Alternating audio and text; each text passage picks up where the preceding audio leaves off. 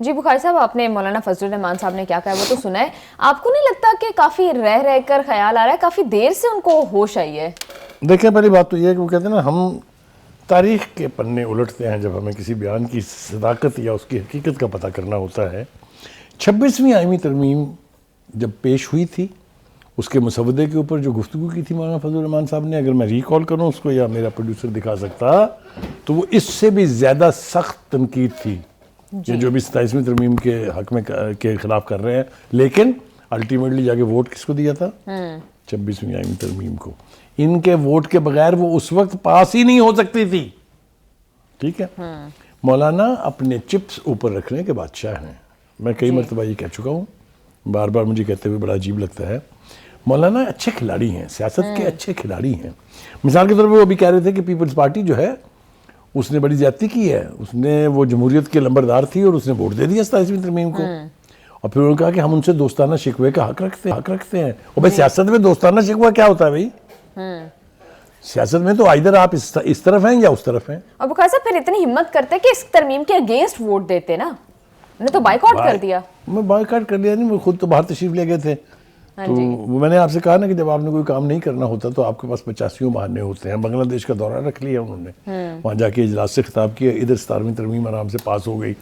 ایک بات مجھے بتائیے کہ آپ اگر اپنے دشمن، آپ کے خلاف ایک دشمن لڑائی لڑ رہا ہے، اگر آپ کے کچھ دوست اس کے ساتھ کھڑے نہیں ہیں تو وہ آپ کے دوست ہیں. اور اگر آپ ان کے ساتھ کھڑے ہو جائیں تو پھر آپ کی کاہے کی دوستی ہے؟ یہ سمپل بات ہمیں سمجھ لینی چاہیے. مولانا اسٹیبلشمنٹ سے، نون لیگ سے اور پیپلز پارٹی سے دو وجوہات پر ناراض ہیں. ایک وجہ یہ ہے کہ انہوں نے، وہ سمجھتے ہیں کہ مجھے 2018 اور 2024 کے الیکٹرل پروسیس سے باہر کروایا ان تینوں نے. اچھا. Establishment, Peoples Party and Noon League. اور وہ اس پر سخت نالا ہیں. اچھا.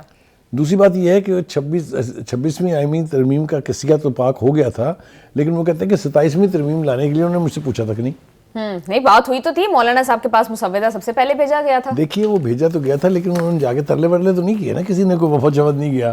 اسی ناراضگی پر وہ پھر بنگلہ دیش چلے گئے. جی، ویری انٹرسٹنگ. بخاری صاحب، مولانا صاحب یہ بھی بات کریں کہ آصف علی زرداری صاحب پہلے جیلوں میں رہ چکے ہیں، اب مطلب آگے ان کو استثناء دے دی گئی ہے، تو پیپلز پارٹی کو بھی جو ہے وہ تنقید کا نشانہ. دیکھیے نا، وہ نا انڈر ہینڈ قسم کا یعنی تبصرہ فرماتے ہیں. ایک تو نام نہیں لیتے ہیں اکثر اوقات. جی. ایک ہی کو استثناء ملا ہے نا، وہ ہے پریزیڈنٹ آف پاکستان. اور اس کے اندر بھی پرووائزو ساتھ لگا ہوا ہے اس کے کہ اگر وہ ایک دفعہ صدر رہنے کے بعد دوبارہ کوئی سیاسی عہدہ لیں گے تو یہ استثناء ختم تصور ہوگا.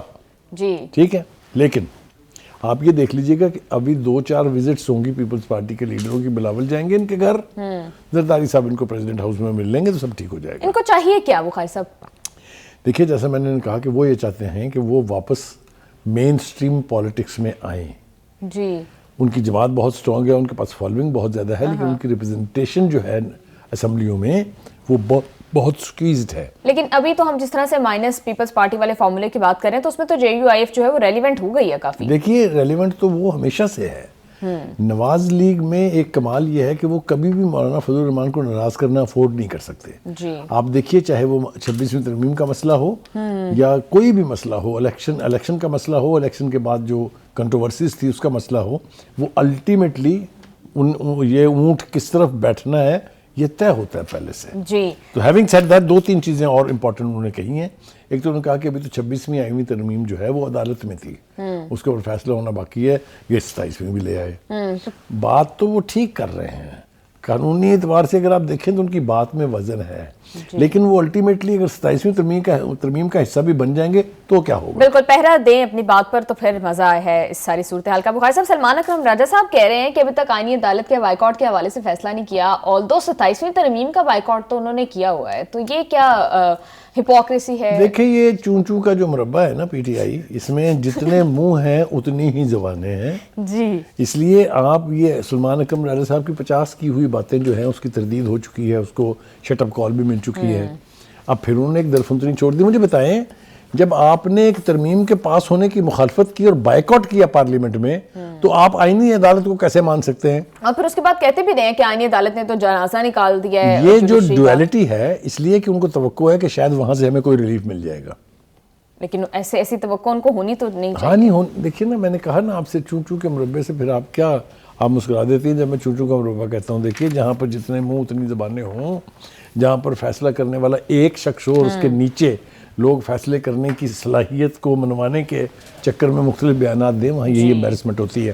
آپ کو میں ایک دو بیان سے سنا دیتا ہوں. بیویوں کا سیاست سے کوئی تعلق نہیں. Will you trust it, will you believe it? Definitely. میری وائف میری اہلیہ سیاسی نہیں ہے, ول یو ٹرسٹ اٹ؟ تو کہنے کا مطلب یہ ہے کہ کچھ ایسی سیاسی بیان بازی ہوتی ہے جس کو اگر کھنگالنے بیٹھے تو بس برا ہی حال ہے.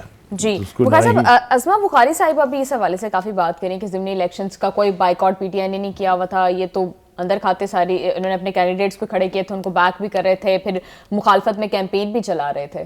دیکھیے ان کی بات ہی میں وزن اس لیے ہے کہ جتنے بھی لوگ اس الیکشن میں نون لیگ اور پیپلز پارٹی کے کینڈیڈیٹ کے خلاف کھڑے تھے ان سب کا تعلق پی ٹی آئی سے تھا.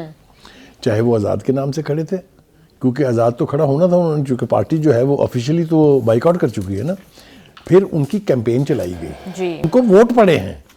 تو یہ بات تو عظمہ بخاری کی ٹھیک ہے کہ یہ الیکشن انہوں نے بائیک آؤٹ کرنے کے باوجود کنٹیسٹ کیا ہے. جی اچھا دوسری بات یہ ہے کہ اس بائیک آؤٹ کی بھی سمجھ نہیں آتی, آپ کو آتی ہوگی کہ ہری پور میں ٹھیک ہے اور باقی جگہ پہ ہم ایک لاہور کی کانسٹیٹوئنسی اور ایک ہری پور کی کانسٹیٹوئنسی جو ہے اس دو میں تو سب ٹھیک ہے, لیکن ادروائز ہم اس کا بائیک آؤٹ کر رہے ہیں, لے دے کہ پھر وہی چون چوں کا مربع. لیکن بخاری صاحب ہری پور میں بھی الیکشنز تو ہار ہی گئے ہیں اپنی کانسٹیٹوئنسی میں بھی, آپ بالکل ٹھیک کہہ رہے ہیں.